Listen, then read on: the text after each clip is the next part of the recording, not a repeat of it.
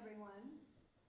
My name is Liz Novosel, and I am the Computer Science, Mathematics, and Social Sciences librarian here at CU.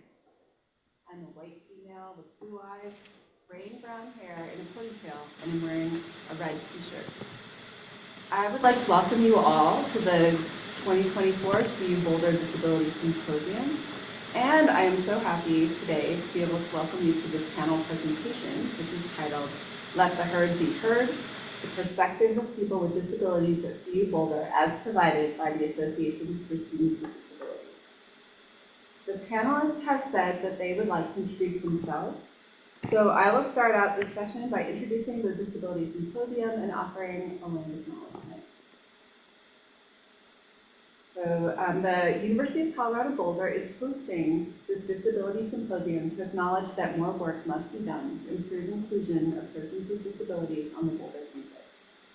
We believe that efforts to improve inclusion must focus on students, staff, and faculty, and that it is very important to listen to the voices of people who identify as disabled in our campus community. We can collectively do better. In the 2021 CU Boulder Campus Climate Survey Report, which was released in April of 2022, it was found that 44% of all undergraduate students and 47% of graduate students reported experiencing instability in the prior 12 months. But for students with disabilities, these numbers climbed to 54% and 62% respectively. We hope that the symposium will inspire campus-wide conversations on how each of us can contribute to improving inclusion on campus and improving support for all persons with disabilities. Before we hand the session over to the panel, the symposium organizers would also like to take a moment to issue a land acknowledgement.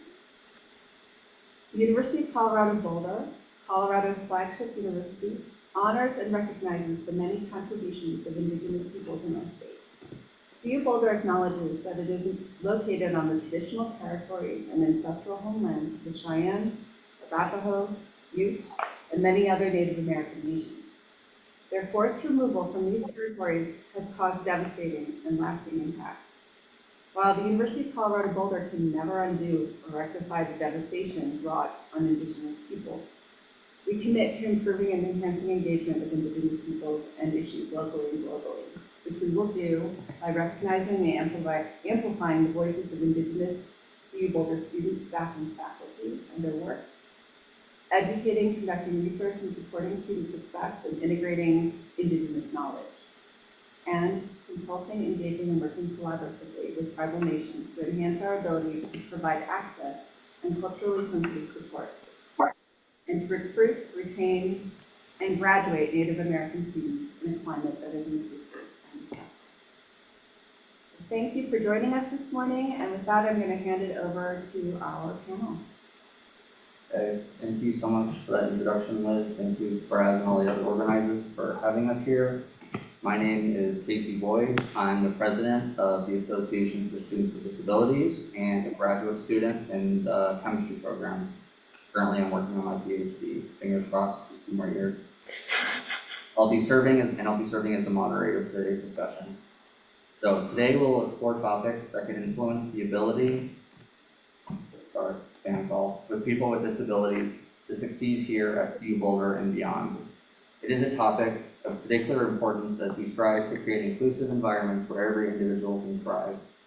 Our panelists have a variety of disabilities and intersecting identities. Each panelist possesses a unique lens through which they can view the challenges and opportunities surrounding campus inclusion. So without further ado, let's meet our panelists, who will share their perspective on the path toward cultivating a more equitable and supportive community. Maya, Charlie, Cameron, and Atlas, please introduce yourselves and outline your experiences related to disability inclusion in 3 minutes or less. Hi, I'm Maya Ornstein. I use she/they pronouns, and I'm currently a lecturer at the University of Colorado in the math department. I earned my PhD here just over a year ago, and the disabilities that I personally experienced for the most part are autism and ADHD, and having a neurodivergent brain, and again, something you've probably heard a million times with autism is you've met one person, you've met one person. Everyone is different, but it's something where my experiences with that have shaped a lot of my ability to feel included on campus, as well as my ability to function in various spaces, both socially and professionally. My name is Charlie Zern. I have Tourette syndrome and OCD, and this is my second year at CU and a transfer student in the psychology department.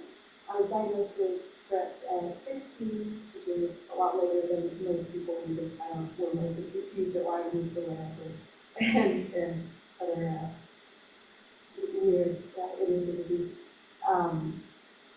But in those 5 years since then, 6 years, my gosh, I'm 22. Just I've learned a lot and a lot has changed, and my ability to feel included has been largely impacted just by that sort of growth and my willingness to advocate for myself and accept the label of disabled for a long time. It's like, oh, I don't know if that's me, but it's like, that is, yeah. Cool. My name's Cameron, and my condition is called craniocervical instability. And essentially what that is the soft tissues in my neck aren't strong enough to hold up my head. So I'm always in pain. And it's unique. I don't really talk about the pain and the fact that that's the main aspect of this condition because it makes people uncomfortable. This condition is related to things like Ehlers-Danlos syndrome, Chiari malformation. I also have other things like, low back pain. I have pelvic floor issues. I also have Ehlers-Danlos syndrome. And I share this because it's common for people like me to have a bunch of unlucky things going on.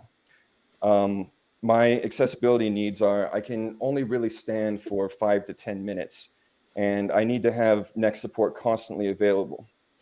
Anytime I'm grocery shopping, for example, I'm essentially on a timer of desperation.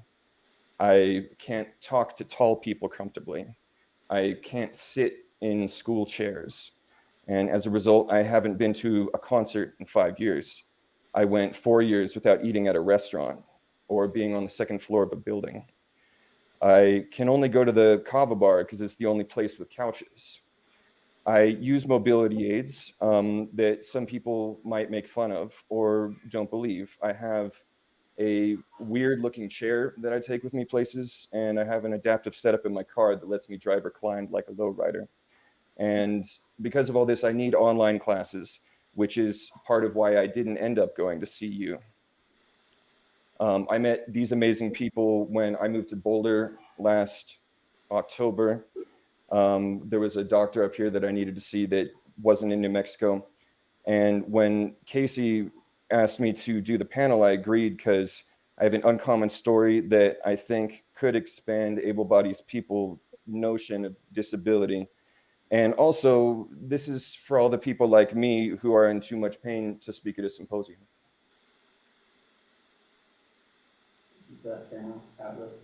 Your turn. Yeah. I'm Atlas Dana. I use they, them pronouns. I graduated from CU Boulder last May. And my conditions are fibromyalgia, which is very aligned with chronic pain and chronic fatigue. So I'm always in some sort of pain, and I'm always relatively tired. When I was at CU, I used a mobility aid to get to and from my classes. And due to my chronic fatigue, it was really hard for me to do really early classes. And so I had a really difficult time finding classes that worked for me at the times that worked for me, as well as finding classes that were accessible for me and my mobility aid. The mobility aid I use is called a rollator. Also could be considered a walker. And so it holds all of my backpack and my school supplies, as well as help me keep my balance and provide me a seat when there wasn't comfortable or accessible chairs in my classrooms. Okay, thank you very much, panelists, for providing those introductions. Now we will turn to our question and answer session. I will ask the panelists a question. One of them will take 2 minutes to answer the question, and will then take 5 minutes for the remaining panelists to provide their thoughts on that original question. I will provide panelists a 1-minute warning to signal that we need to wrap up the conversation and move on to the next question. Note that after our question and answer session, we will have a time for audience members to ask the panelists questions directly. So, first question, we're going to start with Maya, and the question is, what do you think about the word disability in relation to you? It's a complicated question, but it took me a long time to really to use the word disability in relation to me. I was diagnosed with, was now diagnosed for autism back when I was in middle school. So diagnosed with Asperger's, which is not really a term used nowadays for a really good reason. Conversations with Nazi, with how with separating out who's acceptable and versus not acceptable for society. And that was so. But on the other hand, that also ties in a lot with a lot of my own experiences where I thought I was just like quote unquote high functioning for much of my life, which meant I had to live up to that expectation. And failings were seen as personal failings. And it only was recently that I've actually come to accept that no, like when I'm having trouble doing something, that's not a personal failing of me. It's oftentimes disability related. I have executive functioning. If I'm having trouble getting something done, it's not something which is like I need to blame myself for all the time. And that's one thing we're accepting the term disability and thinking about like maybe I need to actually explore this in a where being in a where some things are more societal stuff rather than things that are things that I'm having issues myself. And touched on this a little bit before Atlas touched on this a little bit before, but I also have some chronic fatigue that I experience, and that also makes it hard to be present all the time. And also I have a lot of sensory issues. So a lot of that makes it hard to be in a lot of spaces. Being in there's loud noises, motorcycle passing by, I sometimes shut down and need to just focus on something that's not being present. And that can make it hard to both socialize and be present for work-related experiences if a lot of my sensory issues are being triggered. So just trying to acknowledge this is a disability, moving from the mindset of this is something I need to work on to improve myself, to this is a disability, and I can't change that. It's been a really big journey for me.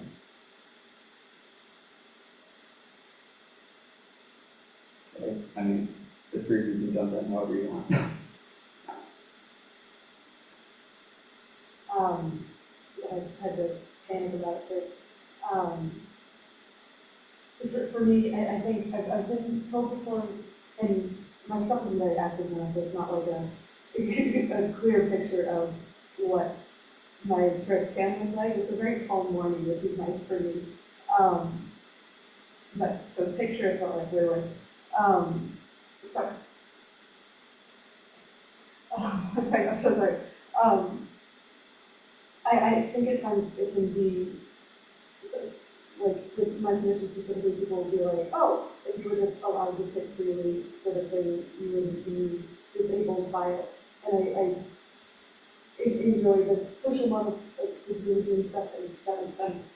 But at the same time, there are definitely parts where it just impacts your ability to do the things you love, or just drive. Driving is really hard. So I do consider myself disabled, whereas I don't think I always did or was willing to take on that way if it felt too serious or something. But I get attacks and stuff, so I'll be kind of out of commission for like 20 or 30 minutes, or I'll be out having fun somewhere and then I'll have to like sit against the wall and kind of wiggle and I just become very vulnerable. And it's a weird thing also to have your vulnerabilities so on display. That didn't make too much sense, but yeah. I feel like, Atlas, you've seen it, Tick Attack, right? Yeah. Yeah, it's a lot. It's, yeah, I agree for you. But it is a really vulnerable space. And for me, I didn't really get to understand or consider myself to be disabled for a really long time because I didn't know that what I was feeling was different and like not common for a really long time because it was either brushed away as like, oh no, you're too young, you can't be feeling like that, or it was brushed away as like a joke or I wasn't believed um, in a lot of spaces. And so when I got to college and I kind of found my community and my friends like Charlie and my roommate Emmett, it was kind of like a realization that like, no, things are a lot more difficult for me and I am allowed to not have to do it all by myself. And I think having the recognition that I was allowed to ask for help because things were more difficult, because I was disabled. And I mean, you don't have to be disabled to be able to ask for help, absolutely. But it was kind of a logical way for me to accept that. Um, it's a really interesting situation when thinking of like going through life and getting to the age of like 20, thinking that the pain and the fatigue that you feel on a daily basis was normal and then realizing that it's not. Um, and I feel like the word disability for me brings about a lot of community and recognition that I'm not the only one and that I have people who I can rely on and talk to about what I'm feeling who won't disregard how I'm feeling on a daily basis. Yeah, Atlas, I relate to that. For a long time, I preferred the label chronically ill or chronic pain for myself over disability. And then when I sort of came out of my period of isolation, um, you know, around the beginning of 2024, end of 2023, and I found myself sort of participating in society again. And it just made the difference between what I can do and what my peers are doing so much more glaring. And at that point, I was like, there are obviously things that they are accessing that I can't. I'm disabled. Mm-hmm. Yeah. All right, well, we can move on to the next question then. This is for Cameron first. So how has your condition changed over time, and was there a point at which you needed the most support? Yeah. So how has my condition changed over time? Well, I had a very sudden onset in 2020.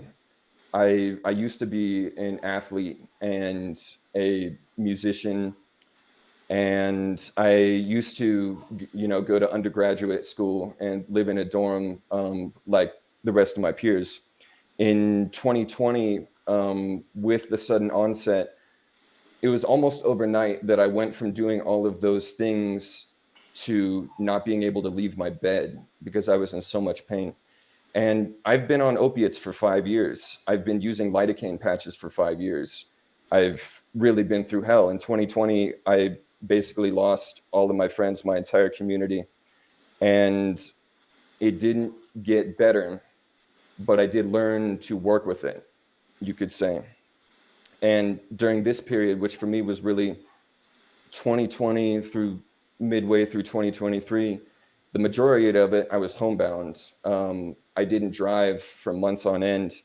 I credit my survival of that period to one particular friend in Santa Fe, and they also had EDS. They also had fibromyalgia, and we would just be pen pals, and we would talk, and we would support each other in ways that I now find this group supporting me and me supporting this group. Now, I got the diagnosis of craniocervical instability in 2022. And at that point, I had been undiagnosed and medicated by New Mexico's underfunded healthcare system for nearly 3 years. I had been allowed to be homebound, be on narcotics without any kind of diagnosis that could lead toward treatment. I reached out to the Centeno Schultz Clinic, which is in Broomfield, Colorado. And Dr. Schultz there is one of the leading doctors in the country, specifically on treating Chiari malformation and craniocervical instability. And he did a type of imaging called a dynamic motion X-ray. And there's not a single dynamic motion X-ray machine in the state of New Mexico. I got the diagnosis. He told me about the treatment. And he also told me that the treatment has a lengthy recovery period. And so I made the call that instead of trying to do it in a hotel room and risk getting stranded in the hotel room because I wouldn't be able to travel back, I moved back. I came back to New Mexico and decided to full on move to Boulder the next year and schedule the injections for a year after I got the diagnosis. And that's what I did. October 3rd of 2023, I had this procedure. At that point, I had already set up my adaptive driving setup, so I was able to do a little bit more. I had the injection procedure, and then I was homebound again for 3 months. It was so bad that they gave me a take-home dilaudid prescription, and I'm 24. I slowly bounced back from that. The procedure, which was called PRP injections, especially the way that I did it, the recovery is such that it gets worse for a couple weeks to a couple months, and then it slowly gets better. And it did slowly get better. And around 6 to 7 months after I had the injections, I found myself able to start playing piano again slowly. And I found myself able to start going to friends' houses slowly. There was one friend in particular who is really important to me, who had an apartment on the second floor. And all the previous years, I would not have been able to access that. But this time I could. And it's also around the time I got my mobility aid, the chair that I take with me. And at this point, now that we're coming to the end of 2024, what's changed is that I still have the pain. I still have the intense pain, but I have more tools and my body has more tools to deal with it. And I can sort of flesh out an existence now. The period that I needed the most support was definitely 2020 to 2022 with that friend that I mentioned, and then during the recovery period from the injections at the end of 2023. Thank you so much for giving us that insight, Cameron. Same kind of question goes to you three as well. I was a late diagnosis as well, so I was like around 16. For mine, so there was definitely a need for a lot of support there. And I went through it differently, or I went about it differently. I kind of, possibly weird, but let my parents take care of worrying about whether or not it could be cured or fixed or something, if there was something special that I had changed to make it get so much worse so quickly. And instead, I kind of just focused on finding a community. So for me, I just found a Tourette subreddit and then hopped on their little Discord server and made friends through them, so I just focused on social support. But then otherwise, definitely when I moved here, I needed support again because I really didn't have my home life to, if things just got really difficult to figure out or to navigate. But that's, I guess, pretty typical for everyone. coming to a new place, but sometimes, especially so if you've got disabilities that can isolate abilities. Okay. Would you like to add anything to this question? Yeah, for me,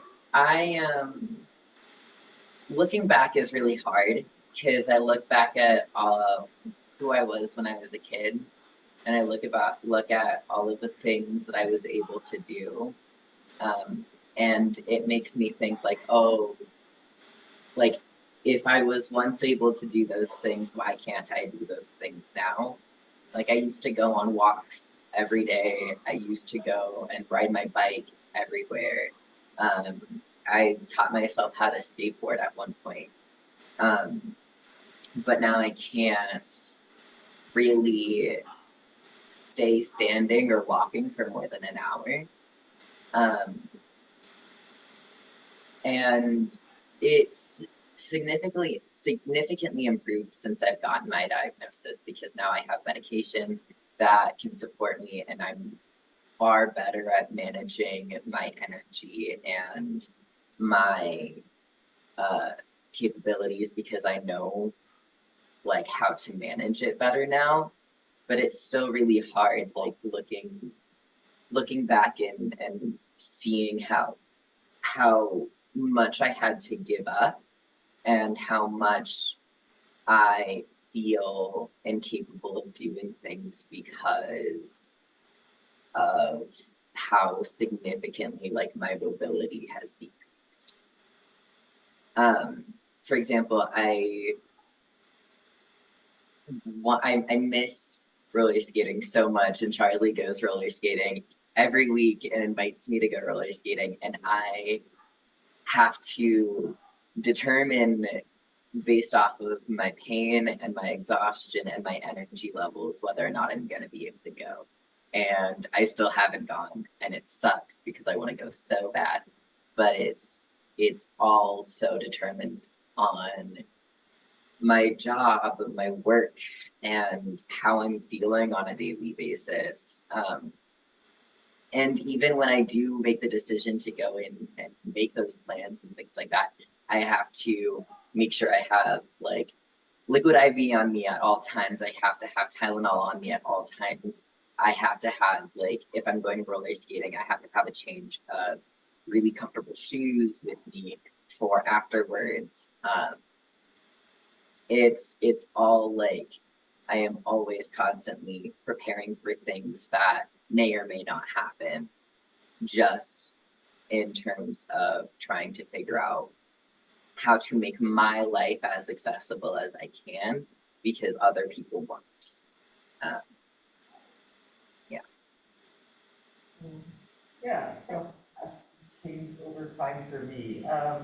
So in some ways, a lot of my self-hazards because it's autism and ADHD, which is very versions how my brain functions. And in other ways,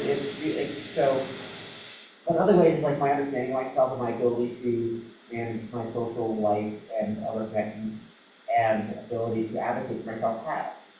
So, where like I've always had issues with like I've always had major sensory issues and being able to like I actually can't be in this space. I'm going to put in earplugs and move myself out of it. That's something that those are newer techniques I've developed. I've also some parts of it have gotten really badly intensified with after the onset of COVID, my executive dysfunction got a lot worse. So something that is where like I was able to like hyper focus into academics most of my life, which was not necessarily the best coping mechanism. But that was actually like a lot of like how I was able to push myself to succeed. I was having not necessarily the best coping mechanisms with various things, but I was putting myself into academics and succeeded both in undergrad and was doing was performing well in grad school with that. But then after I switched to social isolation from COVID, I guess sort of just my ability to be present and be focused on anything just fell apart. And I haven't really fully been able to get that back together. Trying to build up things like a lot of that has been burnout, a lot of it has been other parts. I did manage to finish my PhD with a lot of help from my advisor.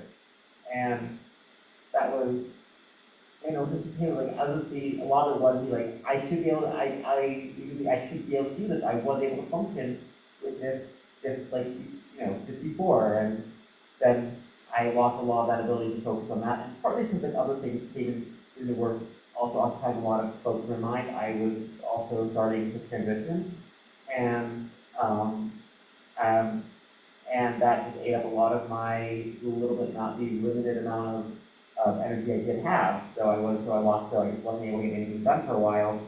And again, just like slowly trying to feel like I'm slowly trying to figure out what parts of what I can do to work to get myself back together in a place where I feel like I'm in a place where I'm more comfortable for both for like future and for just navigating better. Thank you, panelists. Go on to the next question now. This one is for Charlie first.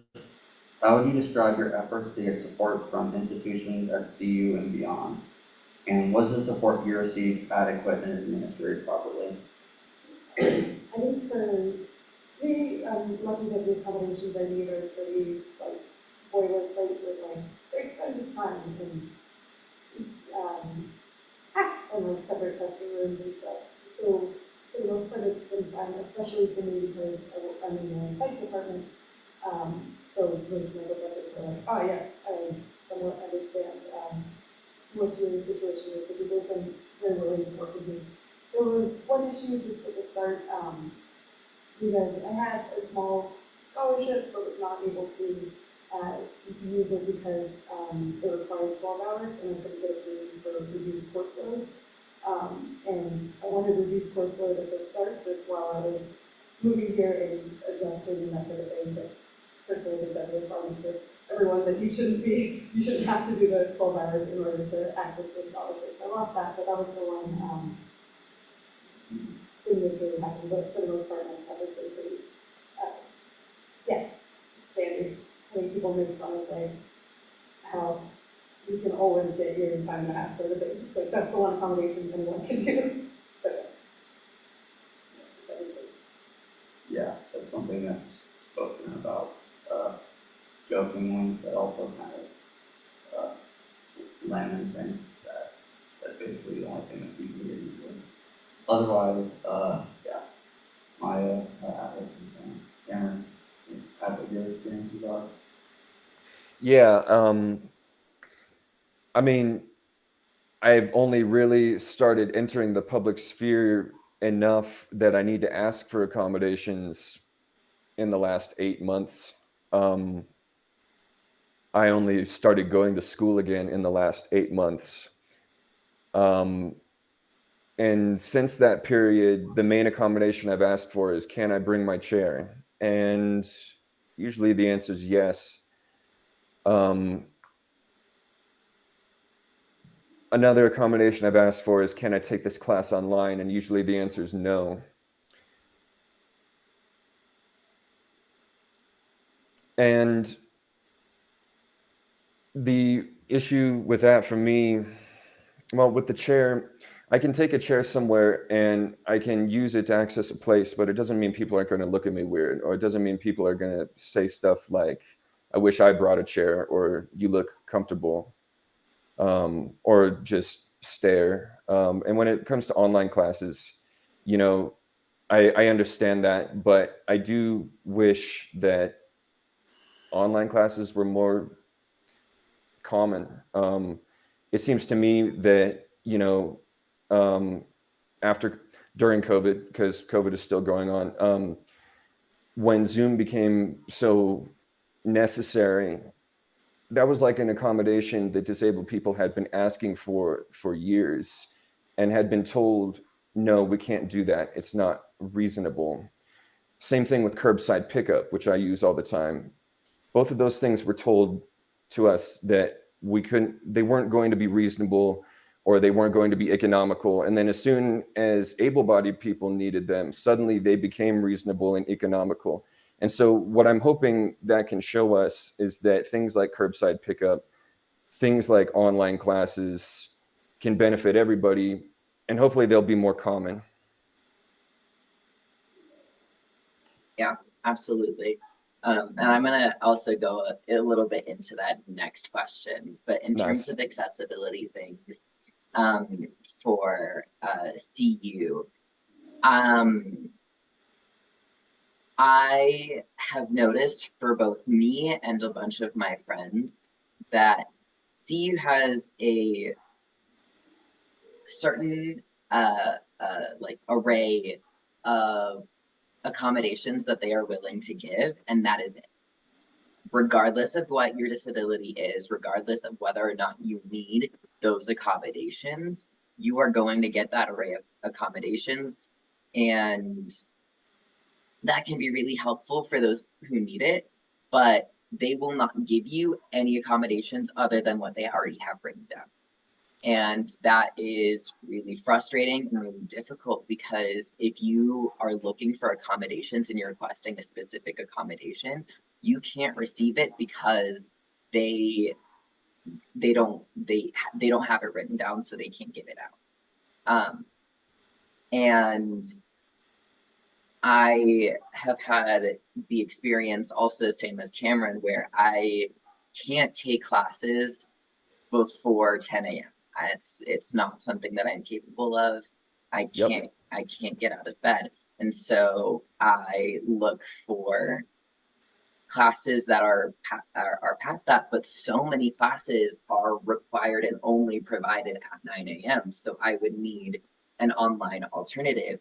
And I would talk to accommodations office and they would say, we can't tell your professor to do that, but you can ask your professor to do that.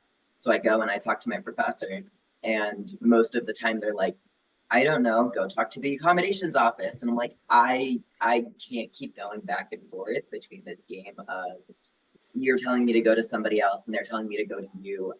Somebody needs to make a decision or just provide me the accommodation I need so I can actually exist as a human being and graduate on time. So that was a really difficult thing that I had to do and manage a lot when I was in school. Another thing was I had to provide so much more explanation and reasoning behind why I needed my accommodations than should ever be requested. Um, there was a point when I was in college where I really, really needed a single room bedroom. Um, and they would not provide that for me up until I gave them so much reasoning. And even then, they were like, we might be able to give it to you. It really depends. And I was lucky enough that I got that accommodation. But the amount of information that they asked and requested for it should not have been legal or allowed.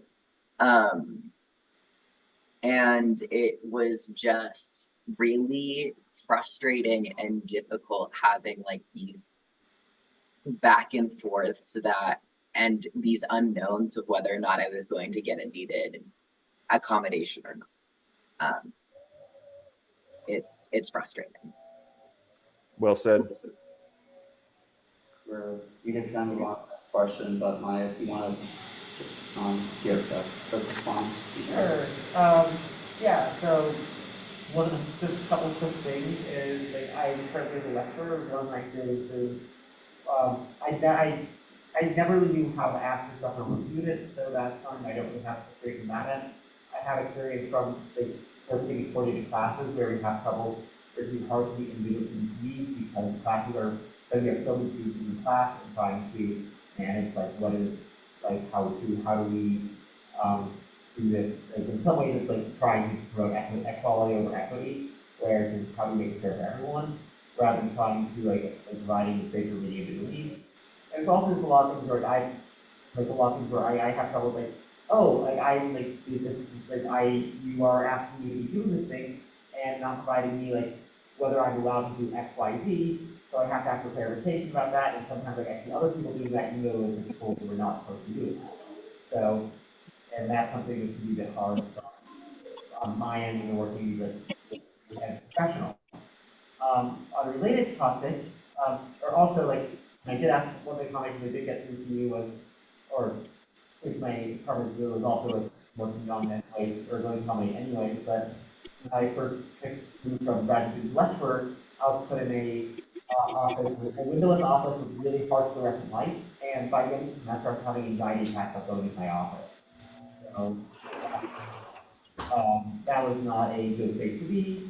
The other thing I want to add is from as a where I've had this as a professional experience where when I was working in industry between undergrad and grad school, I was put on a performance improvement plan. And one thing I was like, I've heard that before is like, or one of the things I heard is like, one of the standard questions to ask in trying to diagnose ADHD is how can you put on a performance improvement plan? So these are just, it's a way it's something which does tend to be targeted. There tends to be something that's more typical for neurodivergent people, and it's it's just one of the things where like understanding. I have miscommunication with manager about like understanding expectations versus like how do I present myself versus what expectations were for how people present themselves in their work. So that was something where there's a lot of miscommunication, and my office did not help with that. Thank you, panelists. If none of- Casey, really quick, is there time for me to make one short comment on this question? Not really, but go ahead. Okay. I just wanted to thank Eva for your comment about academic advisors, but I think to be clear, we're not looking for creative solutions or finding workarounds. We're looking to remove the thing that we have to work around so that we don't need a creative solution. Okay. Well said, thank you. For our next question, which Atlas kind of touched on this, and you're also getting the question first. Physical accessibility is a major issue for many students with disabilities. What are some of the challenges for people with mobility aids, and how can those be remedied? CU is a really beautiful and wonderful campus. However, so many buildings, the accessible entrances are so difficult for us to find and get access to, and when I say accessible entrances, I mean entrances that have ramps and entrances that have door open buttons. So for me, I would always, if I knew that I was going to a different building or a new building, I would have to go onto Google Maps or go onto the CU map website to find the accessible entrance before I arrived. So I knew exactly where I was going, because if I did not plan around it, I would get lost and I would not be able to get into a building. And then if I found out that the building that I was trying to get into didn't have an accessible entrance, which a lot of them don't, I would have to prep immensely for the amount of stairs that I was going to have to walk through and things like that. For example, the theater building, I had a class in the theater building, and I used the accessible entrance, and then I found out that the classroom that I was going to did not have an accessible entrance. It was in a weird like half level in which I had to go down a few stairs, and then which would mean that I had to carry my mobility aid down the stairs and then enter the room, and there were stairs inside of the room as well, where I would have to, and there wasn't a place for me to put my mobility aid, and there wasn't good seating arrangements in the room. It was exhausting and frustrating, and it was bad. I had to ask my peers to help me carry my rollator up and down stairs because I couldn't do it myself. My roommate Emmett, when they had classes and the elevators weren't functioning would have to either not go to class that day or scoot down the stairs, which is incredibly it feels bad. It feels bad recognizing that, like, oh, I am my, like, It's dehumanizing. it's, yeah, that's the word I'm looking for. It's so dehumanizing to have to feel that the only way to get to class is to scoot down the stairs because I can't functionally go down them myself. Um, and that even even if the exterior of the building has accessible entrances, that doesn't mean all of the entrances inside the building have accessible entrances. I used to work at the BTU in the Atlas building, and I love that space so, so much. But so many of me and my friends could not open the door because one, for some reason, all of CU's doors are incredibly heavy and hard to open. And two, it didn't have an accessible entrance, so I couldn't push a button, have the door open for me. And friends of mine who were not disabled could not get into that room because they were carrying a bunch of things, or they were they had broken their foot and they needed crutches and couldn't you needed to carry their stuff as well as their crutches and couldn't open the door and needed people to open the door for them. Accessible entrances are so, so important, and the accessibility at CU is just so terrible and hard to find workarounds for. So many times, even if they did have buttons, they couldn't open or they didn't work or they were too slow, so I just had to push the door open anyways. Yep. The accessibility at CU makes me so frustrated and so exhausted thinking and talking about it. But it's not just CU, it's everywhere.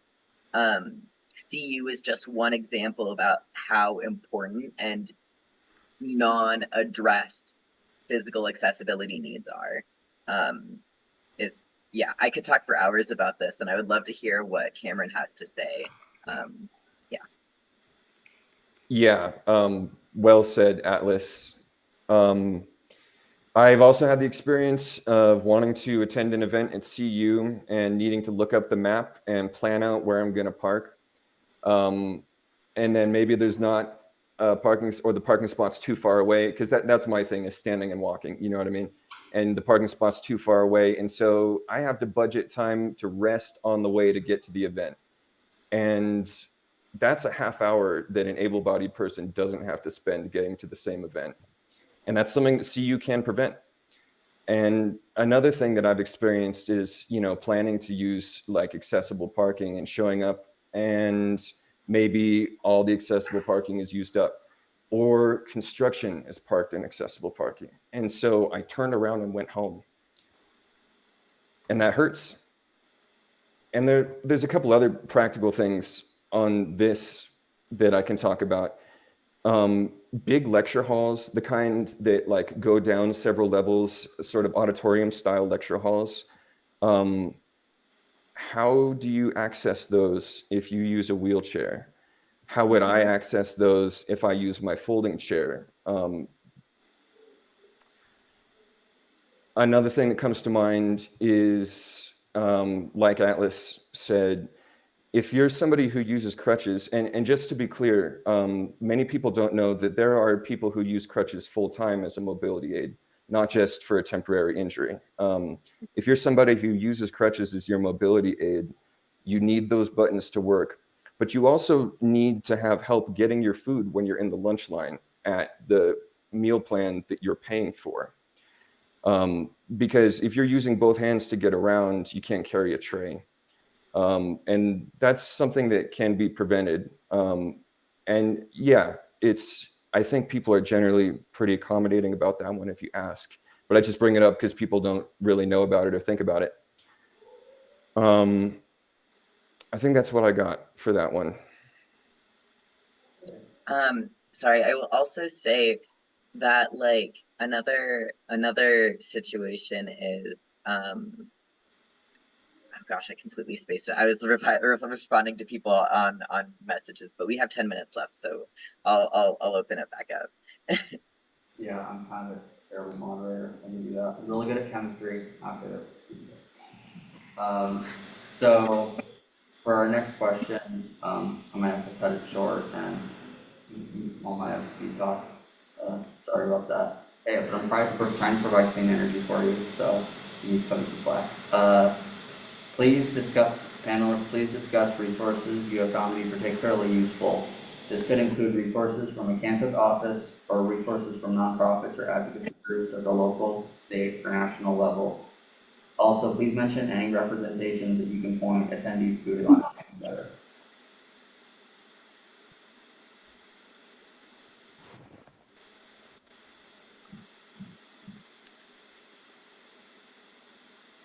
I have something to share on this, if it's all right if I start. Yeah, go ahead. So I can't talk about resources for getting accommodations per se. What I'm more familiar with is obscure doctors and treatments for people like me, and ways to get a weird mobility aid. That's what I can talk about. Make Santa Fe is an institution in Santa Fe, New Mexico that's a coalition of metal workers, seamstresses, tailors, and 3D printers. And they're currently making me a custom chair for free. And there are certainly places like that in Denver and Boulder as well. So if you are somebody who always has in the back of your head, like, I wish I had a mobility aid that does this, but that doesn't exist, there are places that can fix that. And if you want to talk to me or message me, I'm down to help resource that with you.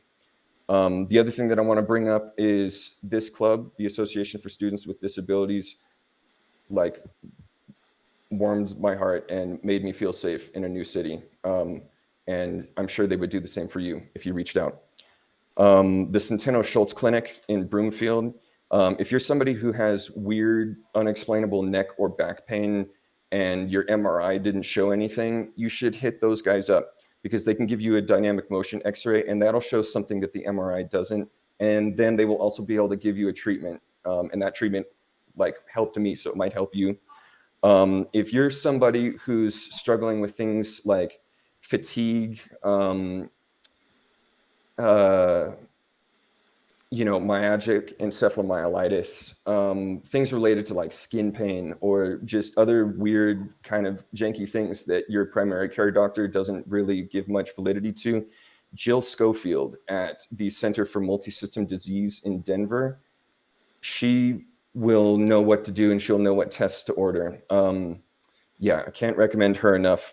And then the last thing that I was just going to say is that, in my opinion, the state of for-profit healthcare being a conflict of interest means that people who are chronic pain patients don't get access to realistically effective pain treatments because the realistically effective pain treatments don't create a returning customer. And the two things that I want to mention are kratom and ketamine therapy. Both of those have changed my life and make it so that I don't have to take opiates as much. That's all I got. I will say that the supplies and the doctors at Wardenburg can be really helpful if you find the right doctor, and that can be difficult and nuanced in so many ways. It is very bureaucratic, but I found a lot of support in Wardenburg, and the doctors and the physical therapists there were really wonderful in helping me get the things that I needed while I was at school. And there are a lot of really free and wonderful resources within Wardenburg that you can also request. And even if they don't have the doctors and the supplies that you need, they can point you in the direction that might be good for you. Yeah. Nice. For me, I have like specialist needs, at least in my adulthood.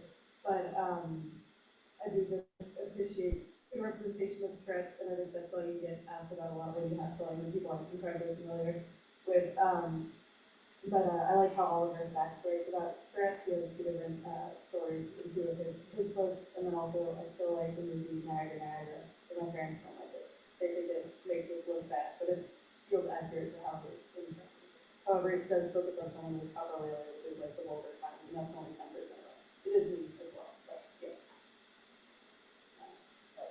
I don't have a lot of specific time. I'm not going to add too much here, but just like you can't even find autism and such in India. I mean, a lot of the best, the places I say is best representation for that is where it's not even like even mentioned or like or not necessarily canon. So that's something where like just when people a lot of representation can feel very infantilizing or very much like very passive aggressive. So.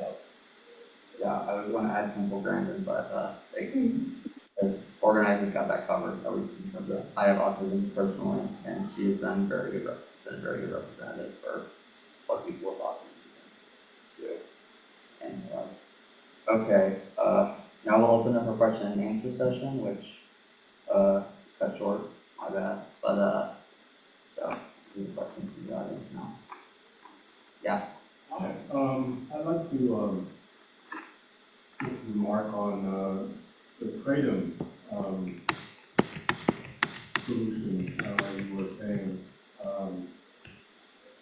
It's to my knowledge that kratom is completely banned in Denver County, but okay purchasable in Boulder County. Have you found this to be true?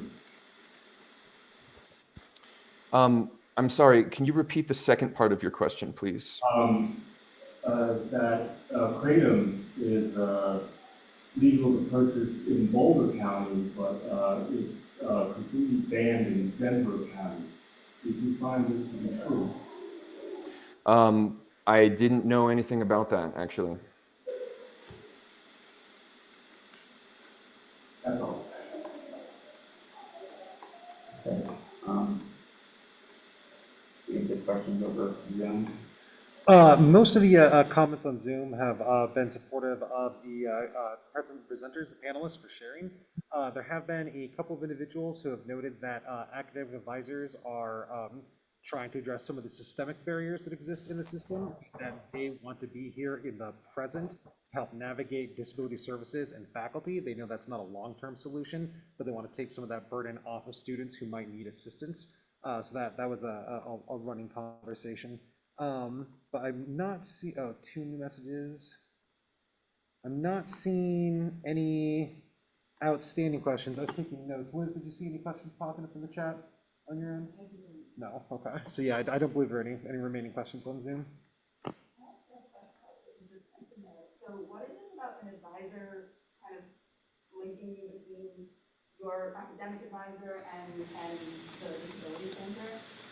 I'm just not on the Zoom, so. Yeah, Eva Lacey, who works in academic advising for the College of Arts and Sciences, mentioned that they can be a key resource to navigate some of the challenges that Cameron and Atlas were mentioning during the prior discussions, and that they want to help handle some of the conversation between the Disability Services Office and specific faculty to help relieve some of that burden for the students that they feel that they have to be the go-between between faculty and that office. So she's just recommending to also speak to academic advisors and see how they can assist with those conversations to take some of the workload off of the students. And you just find them by Googling like your department academic advisor, or how do you find these people? And are they applicable for graduate students as well? Eva, oh yeah, go ahead. Let me just say I'm actually an advisor in engineering. I used to be in arts and sciences, but that's no big deal. I've been trying to make sure that students are getting more access. So I know you guys in this panel already have been working with disability services to the extent that you can.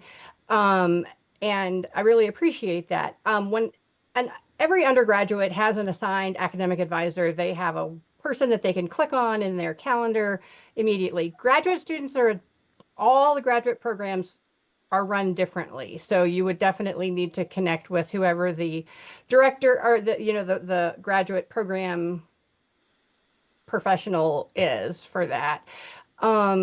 You know, I am really trying to be a voice within advising to make sure that that more advisors are aware of the challenges that the students are having and when things are just breaking down.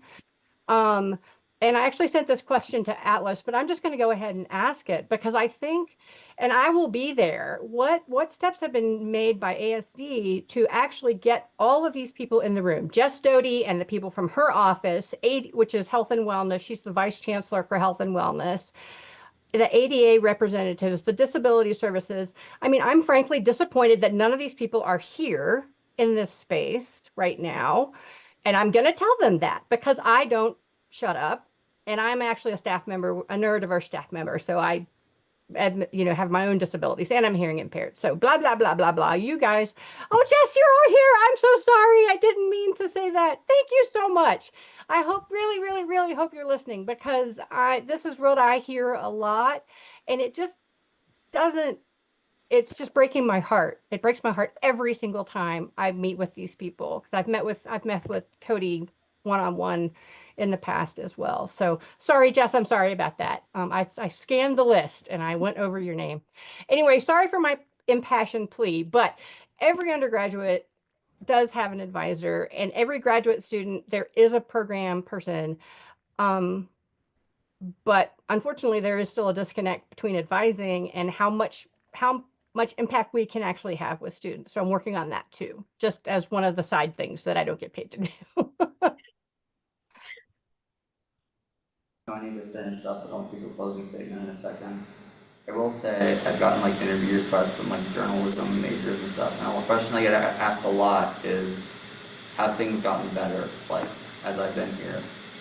And the question is, I think there's been a lot more representation, or like that they're like, the fact that we're doing a disability symposium at all, I think is important. It's a big thing, and making sure that like faculty and people higher up are aware of these issues, I think is really important. But I don't think that there's actually been, I will say yet, it seems like people like Eva and otherwise, sorry if I mispronounced your name, have been trying to do more and trying to help more with like the accommodation process and getting people what they need. But I still consistently see like that people really struggle unless you need like time and a half, like me and Charlie. Like the accommodation process is still broken, I would say. There are people who frequently like send their like rejection requests to our Discord, and everyone just jokes about how pathetic they are. To be like honest, it's really sad. So I think we're doing better in trying to get people more aware of these issues, but the accommodations process is still very lacking, and I think until people actually get the accommodations that they need, progress still isn't going to be much better year to year. Unfortunately, that's just what I would say. But the increased awareness, I think, will definitely help. So I'll give our closing statement now. So in closing, I would like to thank all of our panelists for their insight and for all the participants here for your commitment to fostering a more inclusive campus environment for students with disabilities. Our diverse group of panelists representing different facets of the academic community have shared invaluable insights into the challenges, successes, and opportunities in this journey. We've explored multiple challenges and issues people with disabilities encounter on and off campus and discussed possible solutions. As we conclude, we're left with a call to action to collaborate, advocate, and work collectively toward cultivating an inclusive campus culture that empowers every individual to thrive. Thank you so much for joining us in this crucial conversation. And for the panelists in the room, I just want you to know that there are multiple thank yous coming in and appreciative statements from participants. I just want to let you all know, since you don't have access to the Zoom chat, that's coming through. Thank you everyone for attending. We still have a few more sessions later today, one more in-person session, and then that was also hybrid, in addition to 2 more Zoom-only presentations. And then tomorrow concludes the Disability Symposium, and we have Zoom access options for all of the sessions tomorrow as well. Thank you and have a good day. Thank you all for the platform.